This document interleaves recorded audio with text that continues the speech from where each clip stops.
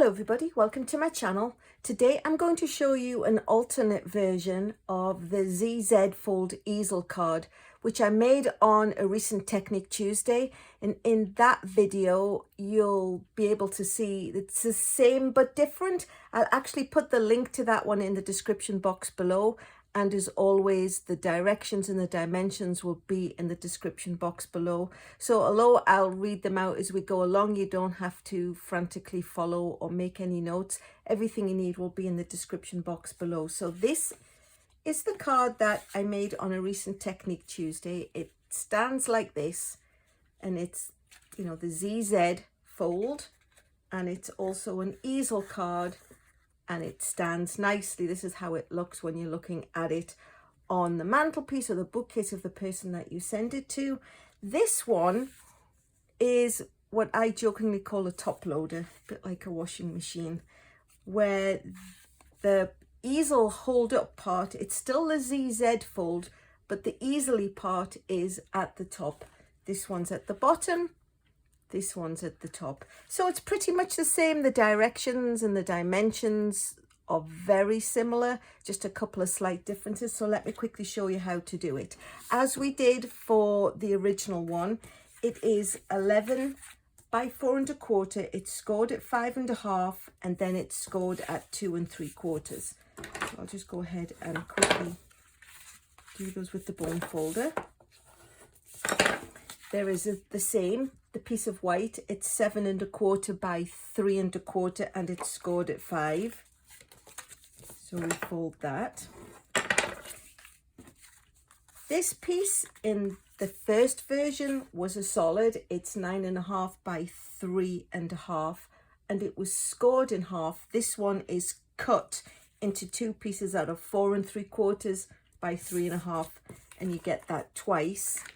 And then the white, which is the front, the white is 4 by 2 1/2, and the small overlay, I just wanted to have a much smaller border around, so that's 4 1/8 by 2 5/8.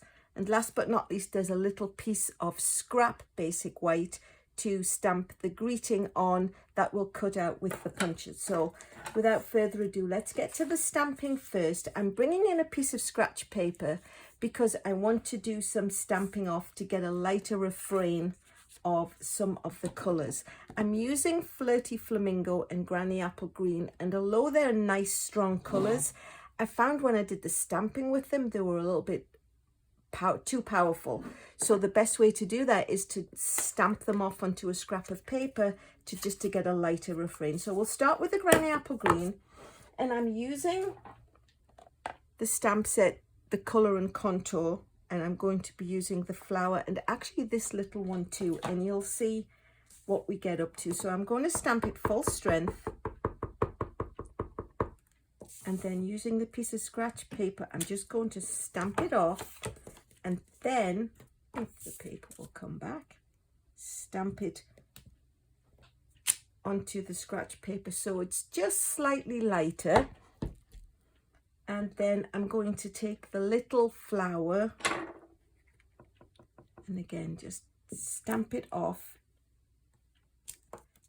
and I just added it at the bottom because I felt there just needed to be more volume of flower. So that's all the pink done.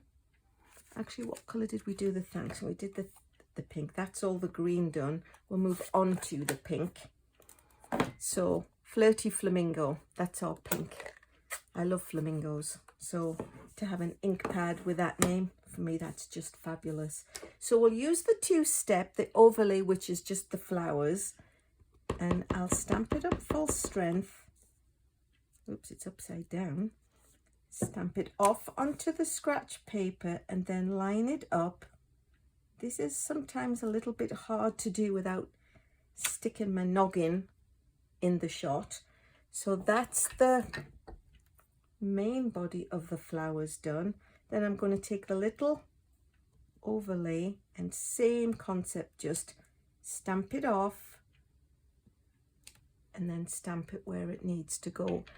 I'm going to admit to you, I actually did here's one I made earlier just in case I messed this up, because it really needs to you really need to be able to see what you're doing, and in a video that's quite hard, so I'm doing it off to one side. And like I say, I desperately wanted to keep my head out of the shot because I've done that more than a few times, but I think I'll go with the one that I just did. So ta-da! And then the thank you greeting that I'm going to use came from Sentimental Park. It's just this one. So I took it out, popped it onto the acrylic block, and just stamp it onto the scratch. Just make a little bit of room in my cleaning area. Stamped it onto a scratch of the basic white. There are, as you will see, there are 2 punches. In the catalogue on page 148, there is now a double punch. You get a scalloped one and you get a smooth edged one, and you get both of them in one punch. Because I already had a version of both of those, I didn't feel the need to buy a secondary punch, so you'll pardon me using my old ones, but of course you will get the same concept of the stamp, so it just about fits. So line it up and stamp that out. And then before we do any sticking down, we need the scalloped edge one, and I'm going to take it out of here because you won't be able to see that there's a gaping hole in here when we've stuck that over the top. It will be hidden behind.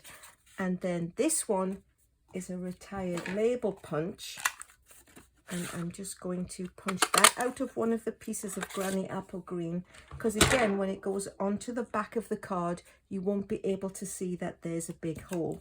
So that's all the punching and all the stamping done. So now we just need to get on to the assembling side of things. So we're going to take the main body of the card, like I say, 5 1/2 and 2 3/4. It folds back on itself. It makes our lovely ZZ fold. I think that's the way it looks more like the letter, but that's the shape it goes. And then we'll take the piece of Granny Apple Green with the hole in it, and using the rolling adhesive, we'll just quickly attach it into the middle of here, so a nice even layer around. And then what we're going to do is we're going to add this piece. You could have a greeting in here. On my original one, I did put a greeting, and what you need to do is you need to butt this up against the bottom of the card, so when it closes, it's all even around. I think my green might be not on super straight. Let me just see if I can quickly move that, because we do want it to look properly. If I just move it off to one side, I've suddenly got head in the shot phobia going on.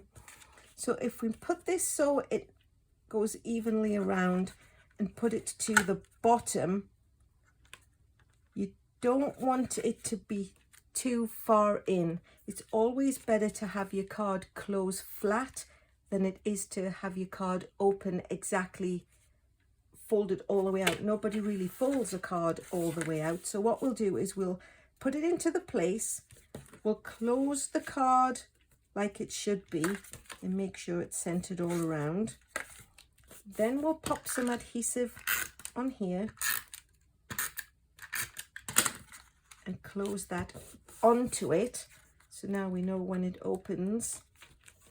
And then what we'll do is we will open it the other way. Pop the rolling adhesive on and then close it down. So now it's in place, and when you open it, it comes with, but it, as you'll see, it won't open all the way. You get a little gap, but nobody pulls at a card and insists that it goes flat. So that's the mechanism of how it works.